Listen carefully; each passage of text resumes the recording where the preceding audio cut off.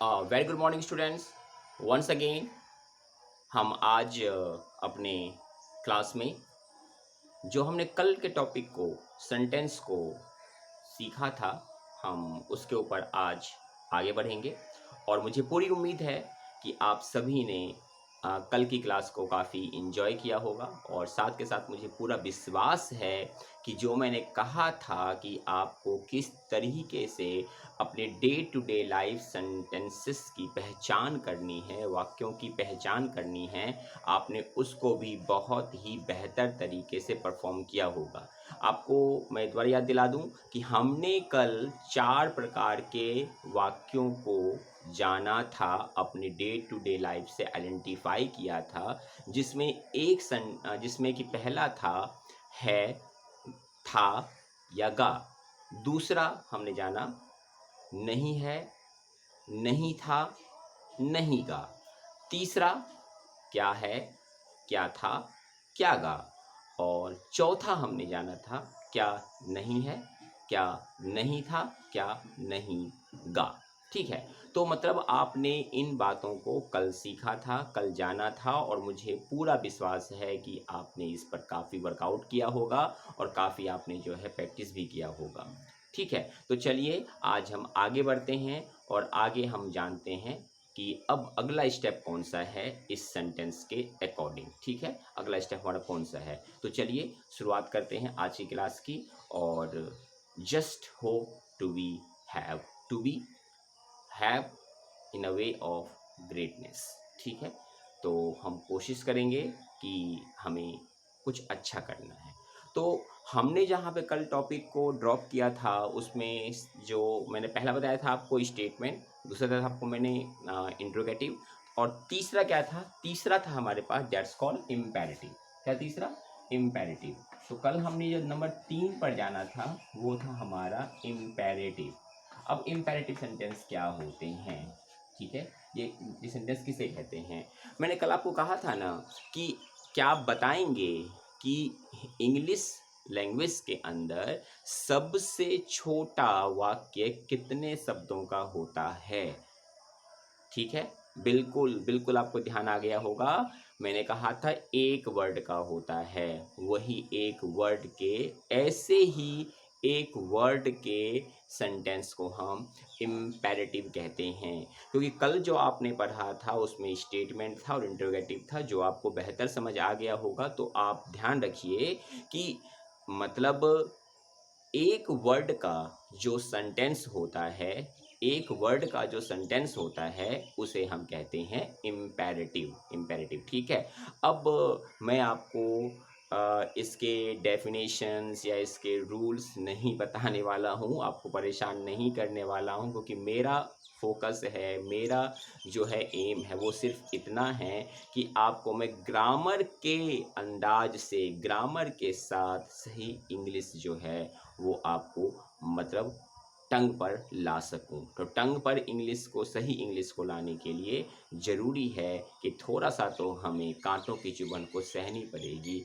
अगर फूलों के एहसास को पाना है। और फूलों की खुशबू जो होती है, फूलों का जो मतलब एहसास होता है, ठीक है, वो बहुत ही ज़्यादा दिल को, मन को सुकून देता है। लेकिन कांटे तो आखिर होते हैं, तो ज़्यादा कांटे मैं आपको नहीं दूंगा, कांटे आपको मैं बहुत कम दूंगा, लेकिन थोड़ी सी चुभन को महसूस करते हुए, मतलब चुभन को महसूस तो होगा ही, मतलब फेस करते हुए उसको थोड़ा सा जो है आप बियर कर लें। ठीक है, चलिए तो स्टार्ट करते हैं आज की क्लास को।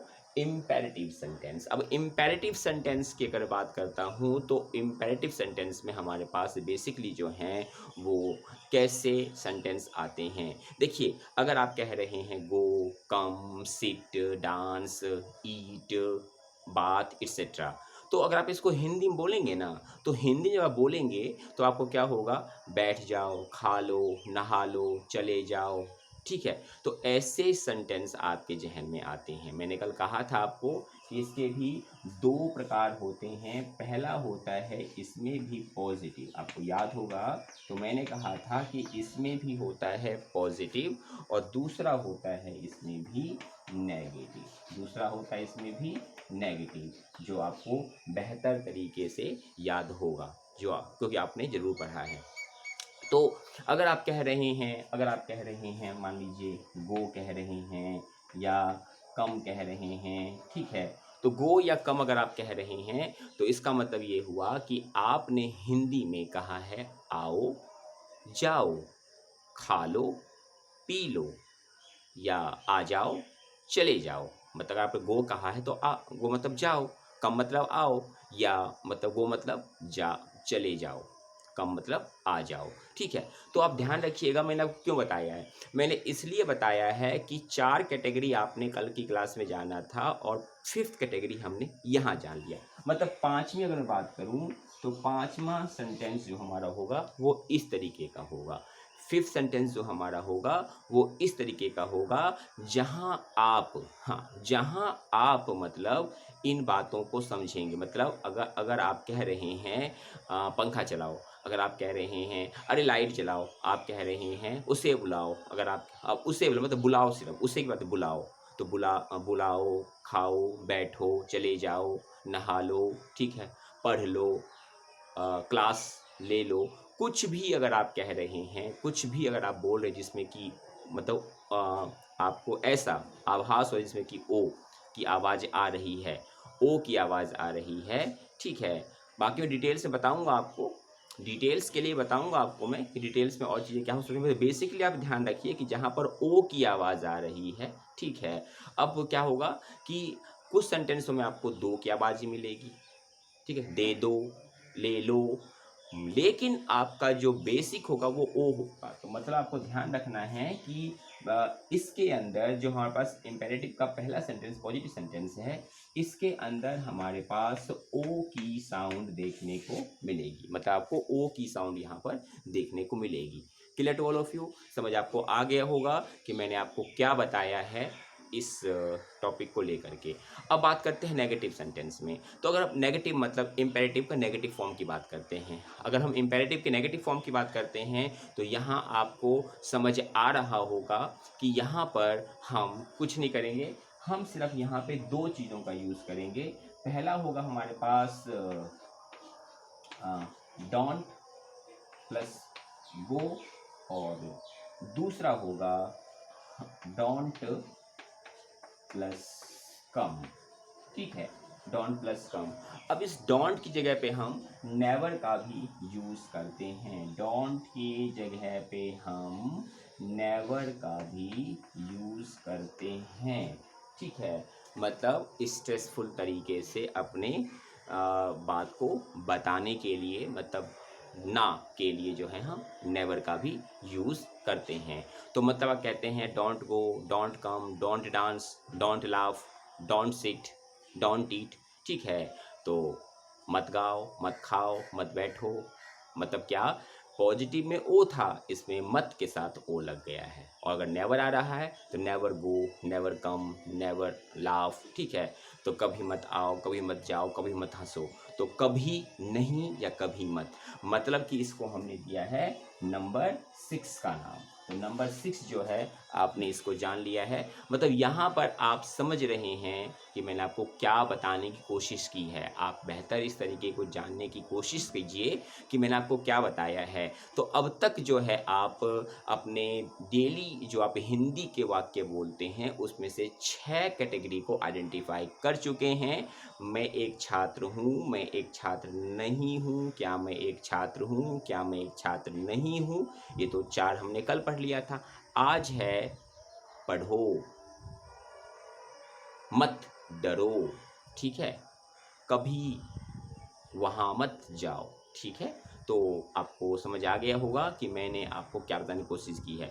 तो इन 6 कैटेगरीज़ के ऊपर आप थोड़ा प्रैक्टिस करते रहें, थोड़ा वर्कआउट करें, तो मुझे उम्मीद है कि आप मतलब बहुत ही जल्द डे टू डे लाइफ की बातों को समझने लग जाएंगे। ओके स्टूडेंट्स, तो आज हमने इम्पेरेटिव के सेक्शन को फिनिश किया है, मैंने आपको इसके बारे में इंट्रोड्यूस किया है। बस हिंदी से हमें इंग्लिश सीखना है, ये हमारा मेन फोकस है। तो हम इसी बात को मतलब जानेंगे, इसी बात को हम आगे अपनी क्लासेस में भी ध्यान में रखेंगे। बस थोड़ा सा वर्कआउट कर लीजिए, थोड़ा सा वर्कआउट कर लीजिएगा तो बहुत ही बेहतर तरीके से आपको हर एक बात समझ में आएगी। ठीक है। तो 6 प्रकार के बातें अब आप हिंदी में जो बोलते हैं इंग्लिश में समझ गए हैं कि क्या होते हैं, ठीक है, किस तरह के होते हैं। ओके, चलिए तो मिलते हैं कल की क्लास में। और आज का वर्ड जो मुझे आपको बताना था, ठीक है, तो कल आपने क्या जाना था, कल का वर्ड कौन सा था, याद है कुछ आपको? हाँ, कल बताया था आपको मैंने माइटल, ठीक है, कल का वर्ड था आपका माइटल।